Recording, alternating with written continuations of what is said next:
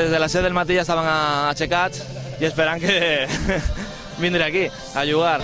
La il·lusió d'un nen. Tenim la il·lusió d'un nen petit per jugar amb aquest marc incomparable que és l'estadi del Nàstic, no? Perquè la veritat és que xafar una gespa com aquesta i jugar en un estadi com aquest doncs és impressionant. Pues muy bien aquí. Claro, lo ves desde dentro, se ve de otra manera ya. Cuando estás aquí dentro, campo lleno, esto debe impressionar, debe impressionar. Sí, és un dia diferent, no? Un dia diferent perquè el gimnàstic, crec que aquesta tasca que desenvolupa avui és importantíssima. Crec que ens hem d'aproximar al soci i per això l'està fent, no? Em sento molt orgullós des d'aquí amb tots els aficionats. Ha sigut la meva vida i és i ho serà. Estic molt content de poder participar avui i que Déu em doni la salut per poder córrer encara. Estoy muy contento de jugar aquí hoy y con los amigos y los compañeros y muy bien.